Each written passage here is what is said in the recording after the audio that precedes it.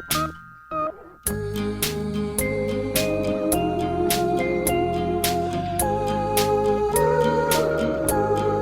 ever been walking through the Navy Exchange and wonder why all the Naval Pride and Heritage gear is horrifically ugly and you wouldn't actually wear it? Have you ever wanted some really cool gear and you just don't know where to go?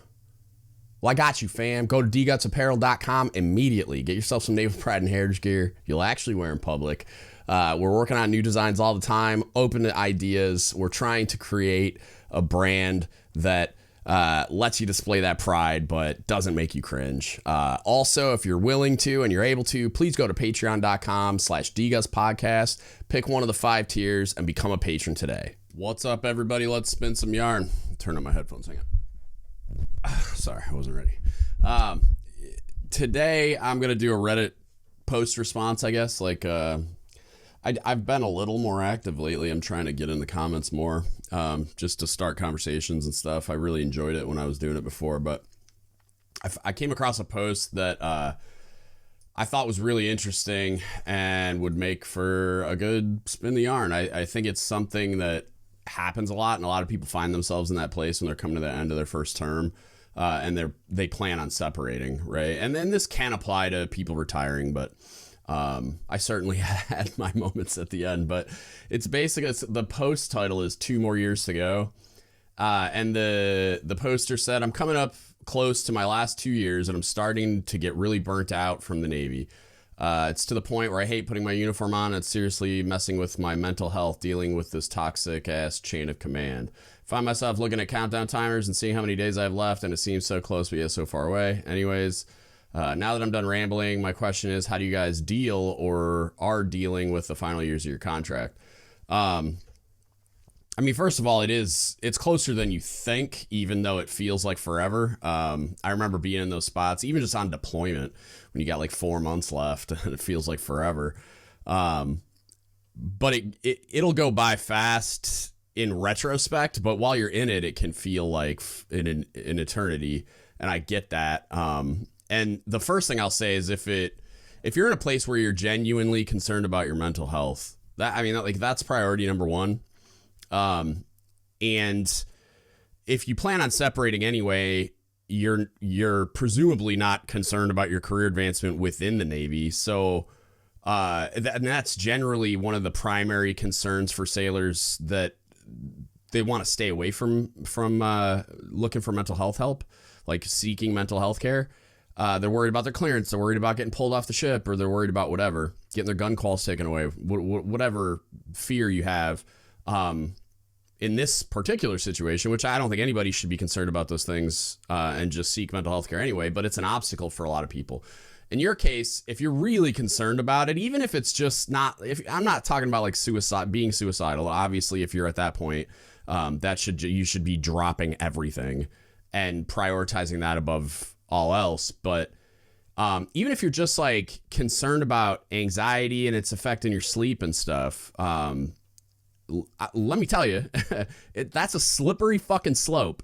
And I've been there. Like, that was my primary issue at the end of my career, was anxiety and insomnia, along with, I have all the sleep apnea and a bunch of other shit. But my primary issue was really bad anxiety for effectively no reason, even though we figured out, there were reasons. But like, I mean? Like, I didn't have crazy stressors in my life at the time. It was based on prior stuff that had happened. And then subsequently I had more, I lost some people really close to me traumatically, and that compounded it and turned into depression and all this other stuff. But if it's just anxiety or insomnia or both, or anxiety causing you not to be able to, causing the insomnia effectively, go get mental health care, man. For a bunch of reasons. One, you have earned it. You're entitled to it. It'll make your life better, right? It's just like a thing you should be prioritizing, like your own physical and mental health, especially like there throughout your career. There's a lot of times where you prioritize the mission over your physical and mental health. And there's times,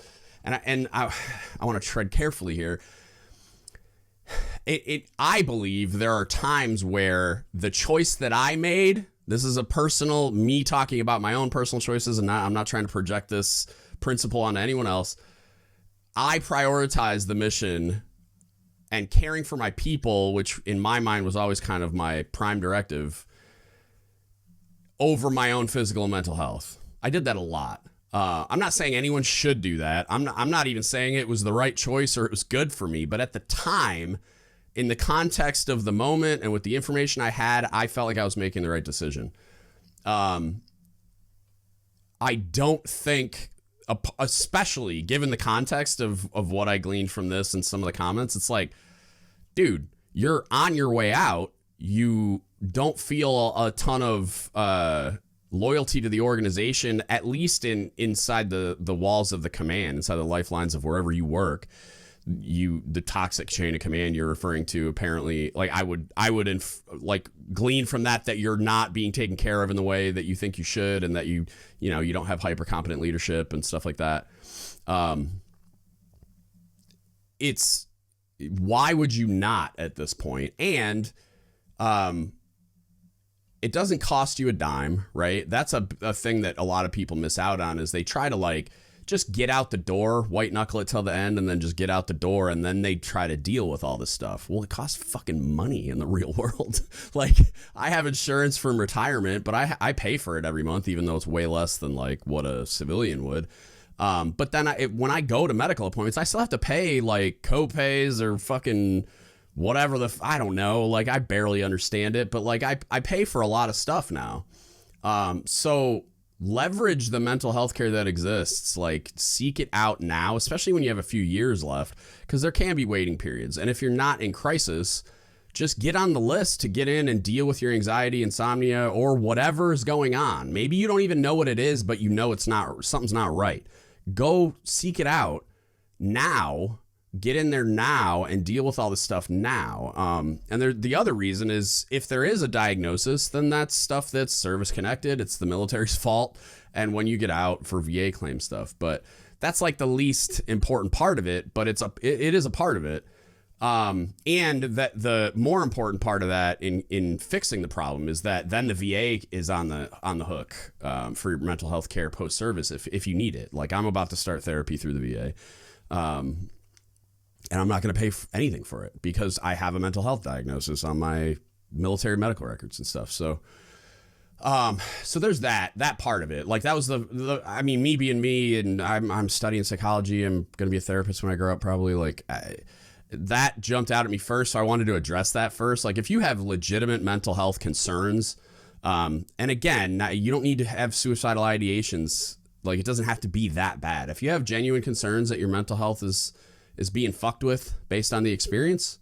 And I don't think anybody gets out of this experience without some mental health, scar tissue, however mild or severe it may be, depending on the context and the experience and whatever, for that individual. But I would strongly recommend just start seeking it out and fuck them. If they push back, if they have a problem with it, if your chain of command's getting poopy pants because the watch bill, blah, blah, blah, fuck them. Who cares? Right? If they're not taking care of you to a point that you're calling it this toxic ass chain of command that's fucking with your mental health, if that's the stressor, fuck them. Who cares what they think? And that's a hard thing for a junior person, and for somebody that everybody's different, right? Everybody's personality is different. Everybody's willingness to engage in conflict and be comfortable kind of being hated a little bit by people like that, by authority figures. Because you get those salty E5 slumlords types that that just project the zero fucks given type attitude.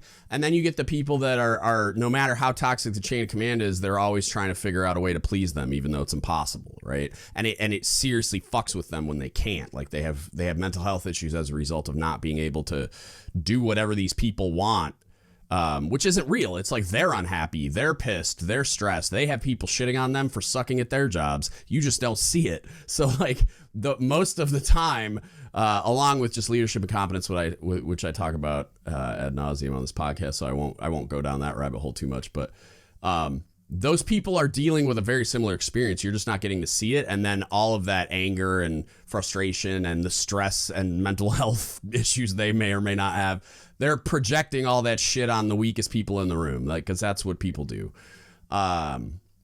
So yeah, fuck them. Go to mental health. Go get physical shit done if you need to. Take leave. Somebody in the comments said, when was the last time you took more than a few consecutive days off? Fucking take leave. And I know the poster said they were going too soon, but yeah, fuck them. Take leave. Who cares? Don't let them guilt you into not. Don't let them do any of that shit. Burn it all up while you're on active duty. Get as much of that time and energy and resources and all. Like you should be wringing the fucking Navy out like a dish rag to the maximum extent possible, because they're gonna do the same shit to you, whether you try to reciprocate or not. And that's what I'm saying about like the benefits and the mental health care, school, certifications, any of the shit. He didn't talk about what his rate was or community was. I don't even know if it's a he. I think I'm just autofilling that. I don't know if they actually said that, but it's like whatever you are, whatever you want to do when you grow up, whether those are the same or not, like whether your rate translates to what you want to do outside of the Navy or not, start working towards all that now. And if your work performance suffers a little, like if you're like, let's say you're a EP sailor right now and you're like a high level overachiever, right?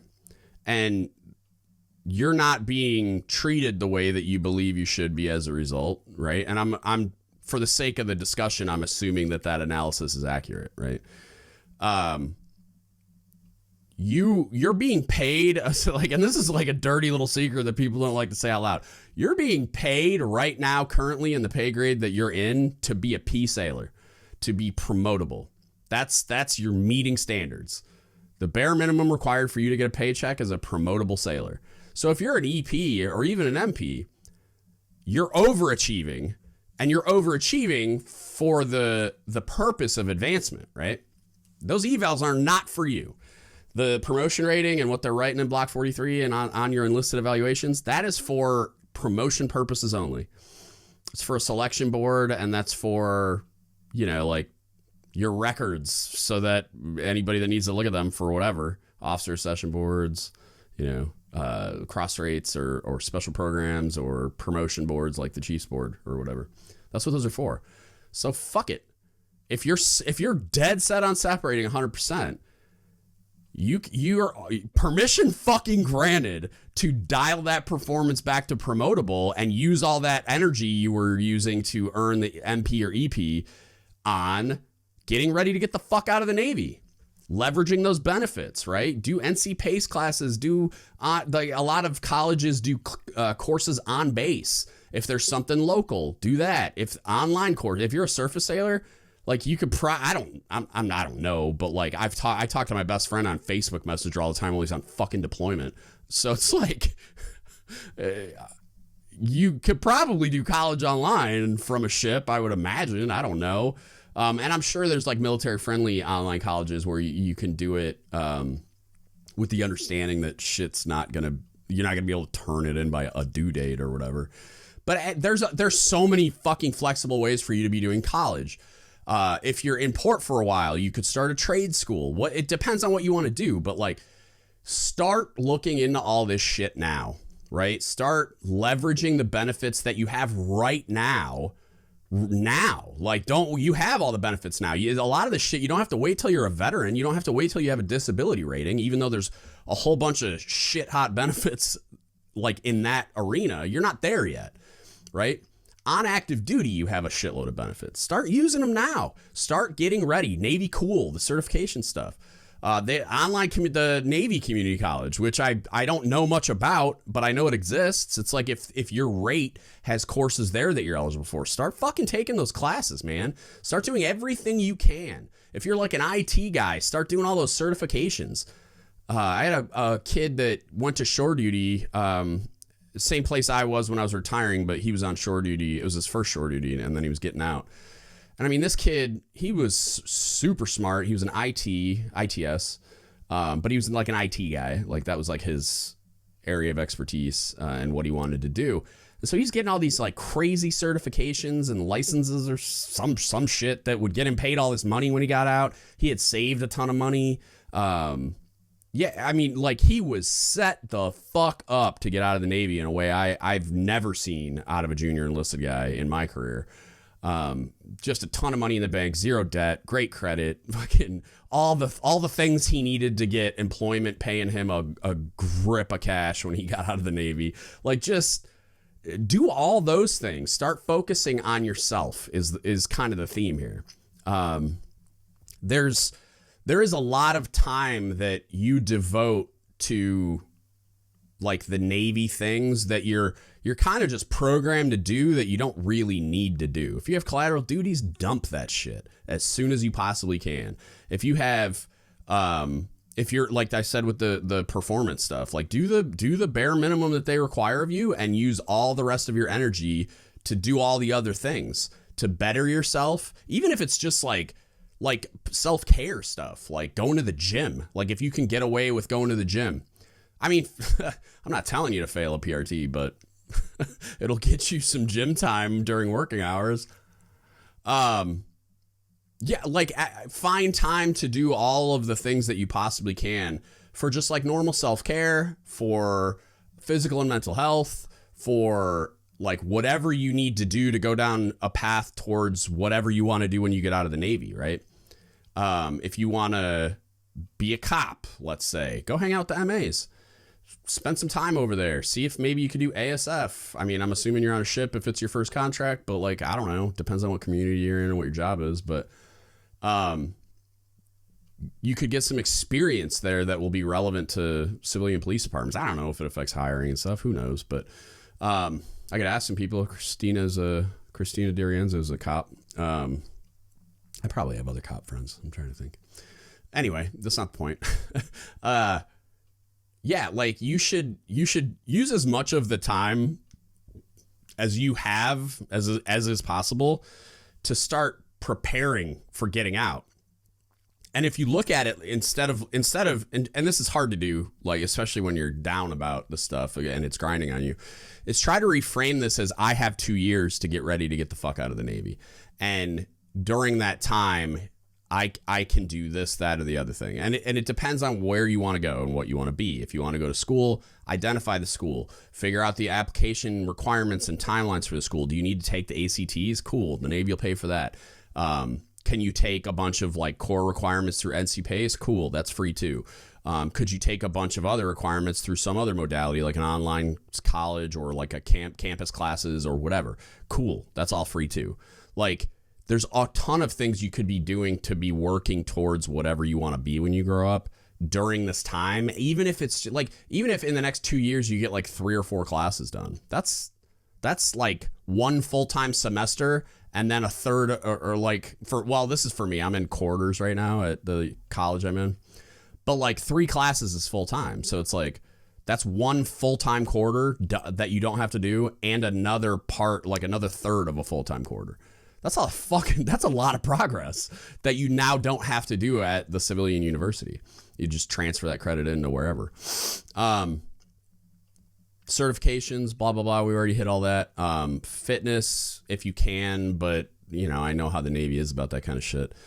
But also like the cognitively reframing things. I like one of the best stories I've ever heard about, something, I mean, it's adjacent to this was, I think it was, I'm pretty sure it was Zip. My dude Zip, he was an EOD chief. Yeah, I'm like 99% sure it was Zip. Where he went to captain's mast as a chief and he explained what happened, and I forget the details, but he went to mast as a chief and as a paid chief, right? So he wasn't reduced in rank or anything. But he wasn't advancing anytime soon, probably ever. Like based on where he was in his career, I'm pretty sure like the way we had the conversation, this was years ago. So like I'm not like all the details aren't with me, but he talked about how liberated he felt as a chief because he didn't have to factor in what decision he was going to make or what thing he was going to do or say would affect his evals or affect his superior's like opinion of him, because who gives a shit? I can't advance anyway. Even if he got shit hot evals, it's like, I mean, he had a big red mark on his record for like 3 to 5 years in my board experience. I mean, if he was walking on water, he could have outran it in less than 5 years. But it's tough. And so he looked at it like, well, I'm not going to advance again. So all I have to do is worry about being a good chief. And he told us the story about like how liberated he felt and how little concern he had for anything other than his people and doing the right thing for them and just being a good chief and a good leader and a good person. And that pressure can be crushing for a lot of people, like worrying about what everyone else thinks of you and your performance because you want to advance and you want to please the organization and stuff. You're in a very similar situation where because you appear to be dead set on getting out of the Navy, who gives a fuck what your eval says? Who cares if you get an award? Who cares if you're an EP or people recognize your performance as superior? Who cares?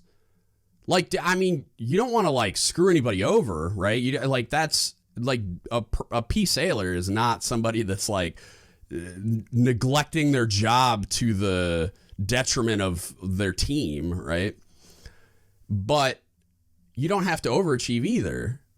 You don't have to be concerned about what your chief thinks or what your divo thinks or what your department head thinks. You don't have to be concerned about what any of those fucking people think. So long as you're meeting that minimum required standard to like punch the clock, get the paycheck and go home. So like it frees you up in all the ways we already talked about, right? Like all those things you can go like pursue all those things. But also it frees you up just like in your affect is what they say in psychology, like in just the way that you kind of like your default setting in interacting with the world, like how you bring things in and how you interact with them. Affect is kind of like your disposition, like your default mood setting is a way to think about it, right? I have a negative affect. Like I am what psychology calls a ruminator, which just means I overthink fucking everything. And I'm a glass half empty kind of dude, and I have to fight against that constantly because it's like a predisposition to depression and anxiety and all the things, right? And so like when I was on deployment, for instance, like anytime we were on deployment or I was even just at sea, I had a really hard time in those environments where I would get stressed out. There was not a lot of time for me to do anything besides work and try to sleep, which I had issues with. And in absence of anything to distract me from that, and like on my last submarine, I was with my now wife, and I had never had anybody like waiting for me at home before. And that killed me. Like, thank God I never had kids while I was in, because like that would have fucked me up, man. I don't know how people do that. I would have had a very, very hard time with that. I had a very hard time just not being near my wife. And I think part of it is because I never had that before. So it was like, in a way, it was like I valued it a lot more, I guess. I don't know. But yeah, I mean, people called me Eeyore. I was always in a fucking bad mood. I would snap sometimes at my people and then have to apologize. Like I was not on top of my game when we were at sea. Like, I mean, I would still say I was a pretty competent leader and I was good at my job, but there were a lot of times where I wasn't performing optimally and I was probably a dick for no reason. Just because that's how my wiring plus all that stress, it just makes it really fucking difficult. But for you in this case, it's like, if I had gone to mast or something like Zip and just all that shit where I was like, because I was trying to earn a promotion. Like I wanted to be a master chief when I grew up because I wanted to be a command master chief. And it's like, it's a prereq for the job. It was less about the power, prestige, and money, even though I like money, than it was about like, it's a prereq for the job I want to do. So I need to earn it if I want to do that job. And so I had to balance that in the calculus in my mind of like the decisions I'm making and the things I'm doing. And I did kind of like most of the time I would say that I decided that like I would always err on the side of doing the right thing, even if it hurt me in that way. But it sure shit was part of the calculus because it had to be. So in your case, you're free to not give a fuck. You really are. You should check out a book. Ariana turned me onto it. It's on her reading list. If you go to the dgutspodcast.com website, there's a reading list thing and there's a link to it. But it might be the subtle art of not giving a fuck or something like that. It's really good. It's a short book. The audiobook's only like 2 hours and change. Let me look at it to make sure I'm giving you the right title. But it was really good, and it all it is like cognitive reframing. Like that's really that should be like the book category on Amazon. It's just reframing like the way that people think about common things in a productive way, and especially a productive way for where you find yourself right now. Oh, it's called Unfuck Yourself. That's what Gary John Bishop. Unfuck Yourself. Highly recommend it.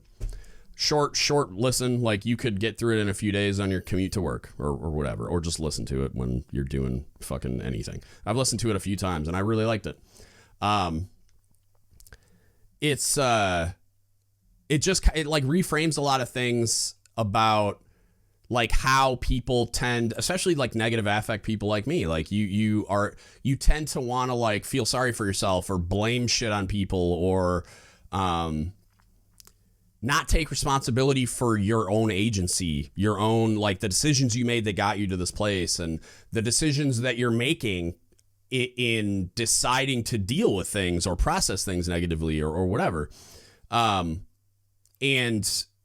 you really do have a vote. Like it's very difficult. It's a lot more difficult than a lot of people make it out to be, to kind of like cognitively reframe things in a way that isn't so fucking negative and doesn't, affect you in the same way. But if you can find a way to flip the switch of like, I don't need to care what these people think of me because I'm quitting this fucking job. Like you could quit it today, except there's contracts. Like you probably would quit it today if you could, right? So if you think about that, like you're like, what are you gonna do? Fire me? I already want to fucking quit this job, but I can't. So it's like if you kind of go into it in that way, like looking at it like, what are you gonna do? Fire me? I don't care. And you use that energy to dismiss the things that are stressing you out in the way that they are, or at least laugh about it in lieu of feeling like shit. Like because a lot of this stuff people may be rolling their eyes, and a lot of the stuff I'm saying might, oh yeah, it's easy to say when you're not here till 1800 fucking wasting your life because these idiots are just fucking stupid and they're keeping us here for no reason and they're coming out with a 1500 work list and all this other shit. I get it, man. I've been there. So like, I'm not saying those are things you can control, but you can laugh at their incompetence. You can laugh at how fucking stupid that is.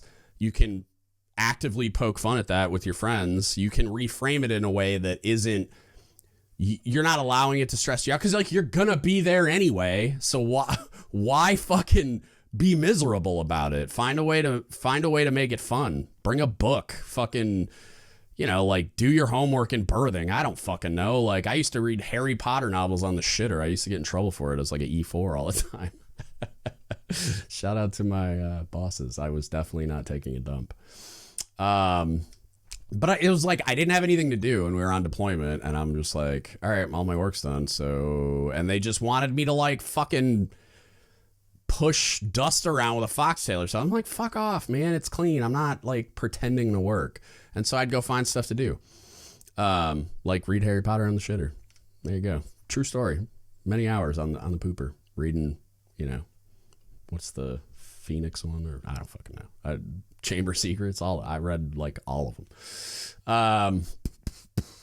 Yeah. Order of the Phoenix. That's what I was trying to remember. Yeah, man. I think there's a lot you can do to kind of reframe everything in your head. And I think you just need to pull the ripcord on that. Like, just give yourself the permission to not give a fuck. It's very liberating. Let me tell you what, it's not as easy as it sounds when I just say it like that. And I understand that. I always talk about like the way I interact with the world now. I care very little about what people think of me generally. there are people whose opinion of me I value. But if they all of a sudden turned on me, I would give it some thoughtful analysis and be like, are they right? Or are they partially right? Or is there at least some truth there? Like, why are they all of a sudden pissed at me? But if I get through all that and realize that this is about them and not me, get fucked, nerd. I don't care. I don't care. I will cut people off like fucking they're late on the cable bill. It's a thing that happens, and I won't allow people to bring me down and fuck with my peace and my happiness and cloud my world. Like, just fuck off. Bye. And so it's like, where I was going with that was it was very difficult to accomplish that, because when I was younger, I was a people pleaser. I was very concerned with what people thought of me. I took everything fucking personally. You know, like I was passionate about culinary arts even before the military because I liked to make people happy with food. Like, I found a way where I could like just make people smile, brighten their day, bring people joy through food. It was addicting. And then I joined the military and very quickly realized that you can't fucking be that way. Especially in the military, especially back then with the leadership structure I had. Holy shit. Like, there was no pleasing anyone, no matter what I did. And I was overachieving, and I still couldn't. Everybody still thought I was a piece of shit, even though they didn't. It's complicated. That being said, it's like, it took me till like I was in my early 30s. I'd say probably right around the age 30, 31 is where I really kind of self-actualized in that way, where I got to a place where I just decided I didn't fucking care, man. I just don't, you know. And that was like 2 years into me being a chief is I kind of figured it out, and I was just like, oh, okay. Fuck these people. And it's like, not like there's plenty of people in the world that I have love in my heart for, that if they decided that something I did was horrible, it's like, I don't fucking care.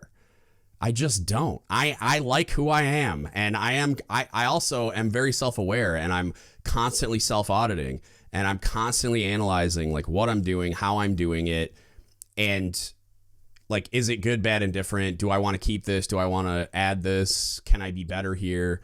And I'll listen. Like, if you come to me with criticism, I will 100% listen, and I am 100% open to somebody convincing me that I'm wrong about something. But what I'm saying is, like, for this toxic chain of command piece, it's like, if these people are bringing like negativity and stress and anxiety into your life, fuck them.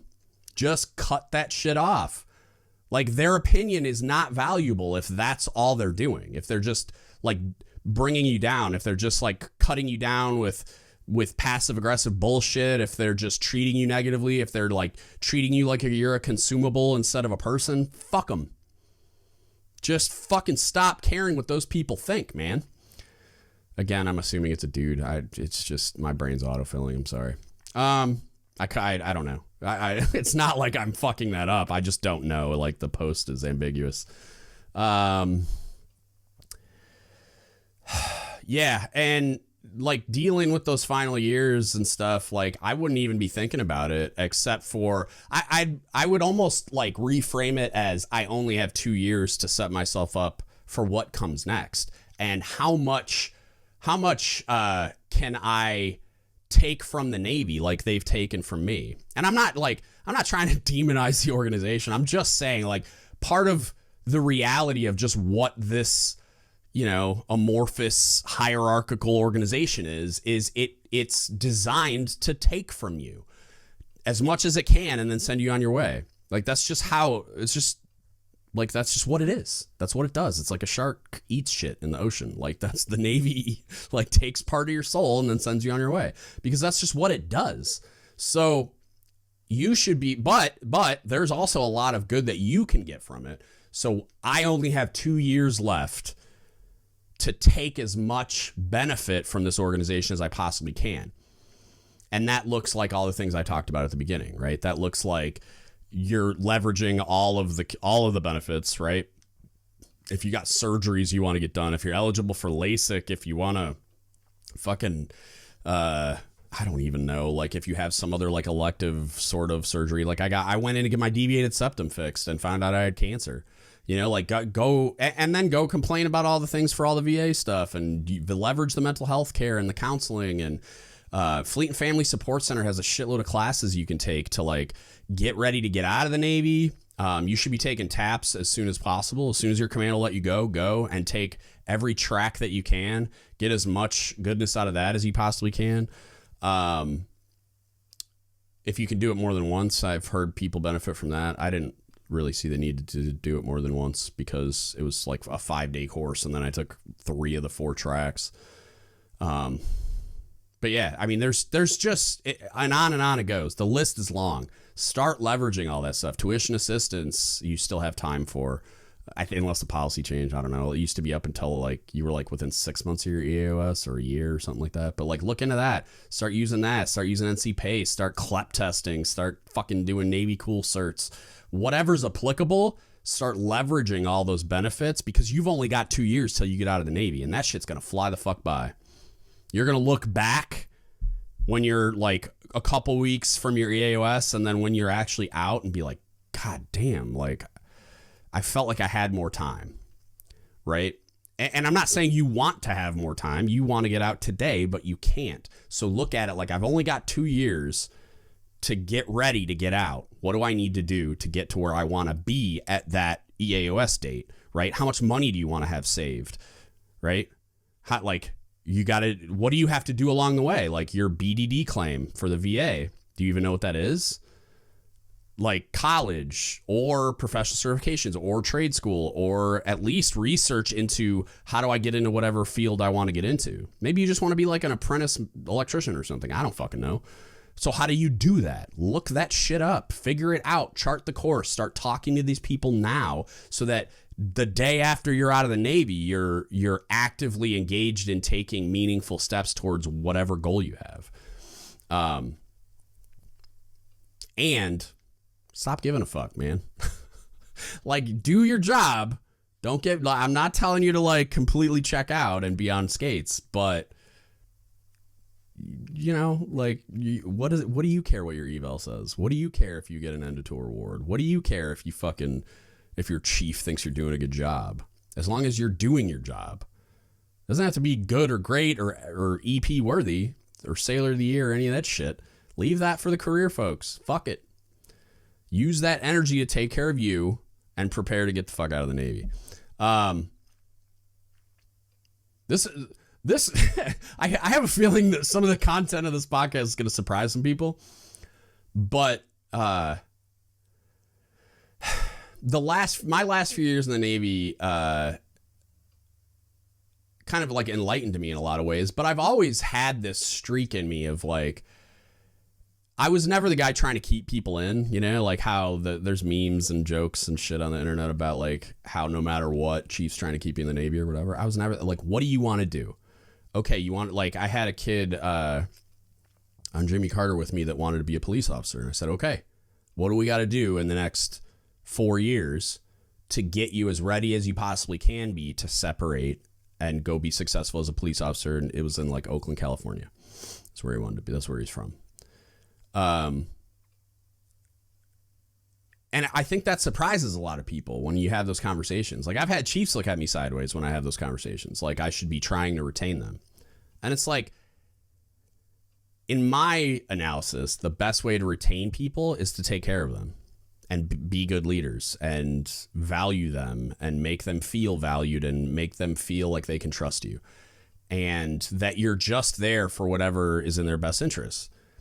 And if I fought that kid on being a cop, it would just make him want to get out of the Navy more, and it would make him not trust me. It would make me think that all I cared about was the Navy and keeping him in and like tricking him into re-enlisting or something.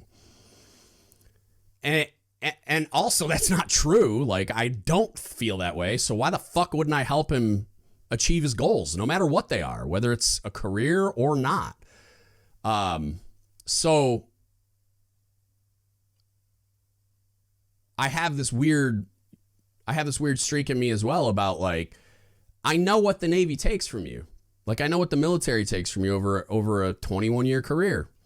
Takes a fucking lot. There's a lot of scar tissue. I am not the person I was when I started. Granted, I aged 21 years too, so there's that. But like, I'm all fucked up. And I don't regret it, but at the same time, I can acknowledge what it takes from you. I can acknowledge the very real cost on physical and mental health to start, and that's a big fucking part of it. But you like lose time with loved ones. You lose the opportunity to do certain things. You are 40 when you get out and you fucking are trying to start this life over or whatever. And it's fucking weird. So in acknowledgement of what the Navy takes from you, I feel like it's just the logical next step to then say, okay, if I decide that this organization doesn't value me and didn't take care of me, it's like, what can like, what's not bolted down? What can I fucking grab on my way out the door? You know what I mean? And there are a lot of very real benefits that especially first term junior sailors are not even fucking aware of. And it's like, you start doing research, start talking to people, go talk to your career counselor, go talk to Fleet and Family Support Center, get on the internet, get on Reddit, which you're already doing at least with this piece, and ask a lot of questions about all of these things. Get on the VA website, do research on those programs. A lot of people aren't aware of vocational rehab. It's a fucking incredible program. It's like a second GI Bill, but better. And you can use both. It's like it can end up being like 8 consecutive years of college benefits. And they buy you a computer and a printer every 3 years. They pay for all your books and materials. It's fucking incredible. You get the BAH too. And a lot of people aren't even aware of it. And you need it's a very low disability threshold rate. Like the rating through the VA, I want to say it's like 20 or 30% tops. It might be less than that. I don't even remember, but it's not crazy. You don't have to be 100% to get this benefit. And a lot of people aren't even aware of it. A lot of people aren't even aware of benefits delivery discharge claims, which I learned about in TAPS as a 21-year Master Chief. And it's like a fucking incredible benefit for active duty service people to put their claim in and you basically get your rating the day you get out, or pretty close, you know. Anyway, there's a lot you can do on the way out, and I think that if you use that time wisely, you'll be very, very happy you did. And if you can successfully kind of reframe the experience and like the position you find yourself in over the next 2 years, you'll be a lot happier because of it. And I think it is so difficult to do that. And I want to acknowledge that. And it's another reason why mental health can help a lot.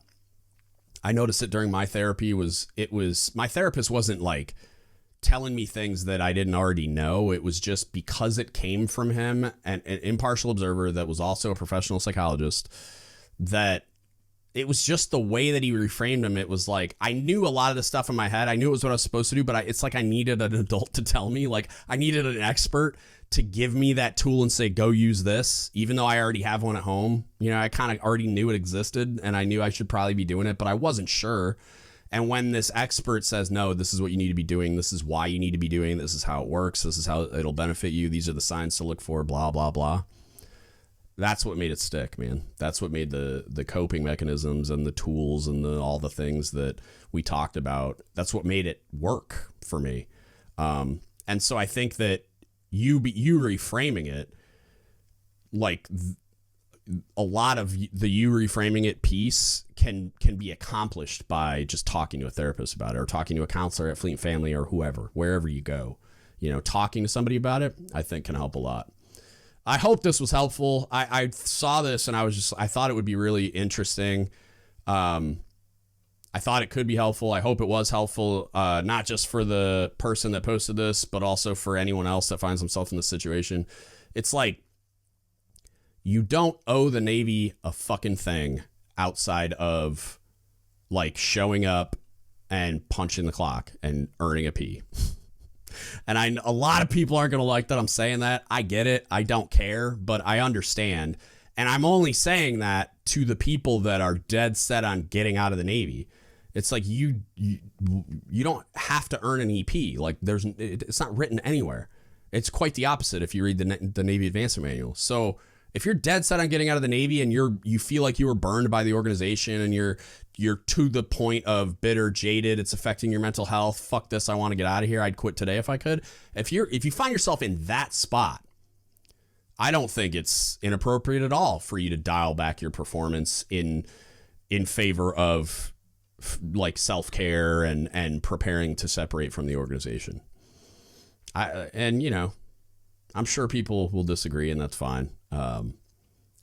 But yeah, I think that there's a lot, there's like somebody needs to provide that permission, I guess, or that like explanation of like, hey, you don't need to be lighting the world on fire, especially if you're that shit hot, #1 EP type performer up to this point.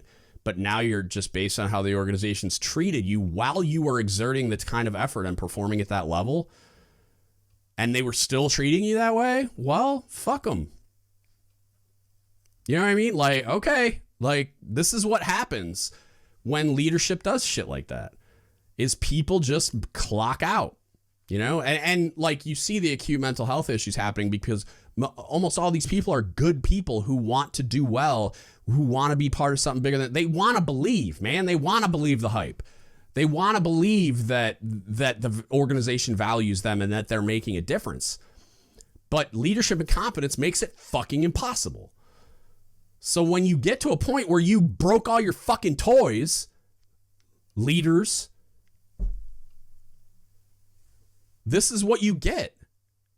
And I don't have any heartburn about a sailor like mentally clocking out, putting on their fucking roller skates and just like punching the clock every day. Here's your P performance, chief. Now I'm going to go take care of my shit so I can get the fuck out of this organization. You did that shit.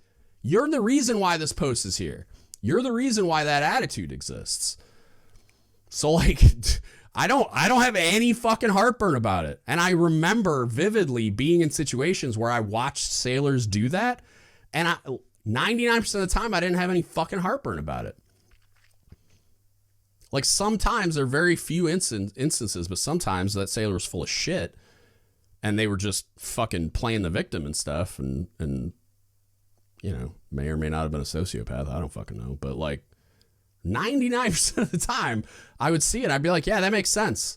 I'd fucking be pissed too, and it's like, I would talk to them and try to empathize and help them in any way I could and maybe turn their attitude around a little bit because at least one leader here gives a fuck enough to like have that conversation. But, it didn't always work. It usually like helped a little bit. Like they could vent and talk to somebody that could help them navigate all the systems and benefits and, advocate for them a little bit. But yeah, I don't know. I'm going to wrap it up here because I'll just keep rambling. I hope this was helpful. I will title this 2 more years ago. I will drop the link in the Reddit post in the event that you're not a listener, which is probably the case, which is fine. But I also hope this helped other people. Let me know. I'm open to feedback. Let me know what you think. Even if you're just like pissed off and punching your computer screen as I say some of the things I said, if you're like in leadership or you just think I'm an idiot, that's fine too. Hit me up. Don't give up the shit podcast at gmail.com. You can Facebook message us. Don't give up the shit podcast, or you can DM us on Instagram, Reddit, or Discord at DGUTSpodcast. If you want to support us, you can go to dgutspodcast.com. There's a donate button in the upper right hand corner of the website, or you can go to Don't Give Up the Ship Apparel. dgutspodcast.com. Get yourself some Naval Pride and Heritage gear you'll actually wear in public. There's stickers, shirts, all kinds of hoodies, all kinds of cool stuff. Or you can go to patreon.com/dgutspodcast, pick one of the 5 tiers and become a member today. The lowest tier, it's only $5. Buy me a latte. It's not $5 a month. Buy me one latte a month. Come on. There's a bunch of other tiers too. Cool benefits, all kinds of stuff. Go check that out. That's probably the best way. If you can't afford to spend any money, no big deal. You can support us in a lot of ways. You can consume the podcast on YouTube when I upload the videos. I'm trying to I think I figured out the fucking problem. Like I tried to upload the Teresa Carpenter episode and it kept fucking me. So I'm trying a new way of exporting the video into, I like found all the parameters for what YouTube prefers, and I'm going to export the video that way. See if it's just like an encoding / file format issue. I don't know, but I'm trying to unfuck YouTube. But I do have some of the newer stuff up. I have some old episodes I still need to edit because I've been trying to figure out the technical issue. But you can consume the podcast on YouTube, especially the old episodes if you're not caught up. That we need viewing hours to get monetized, and we need like another I think it's like 200 something subscribers to get past you have to get to 1,000 threshold and shit like that. So subscribe on YouTube, share the videos, watch it on YouTube, shit like that. You can, review us on iTunes. You can share the content, share the video clips, follow us on Instagram, whatever, all the things. Like, it all helps. It's all free. Whatever's most convenient for you. It all helps. So we appreciate you. And that's it. That's what I got for you today. Thank you so much for listening, and don't give up the ship. Please hit the like button, drop a comment down below on what you thought, and subscribe to the channel.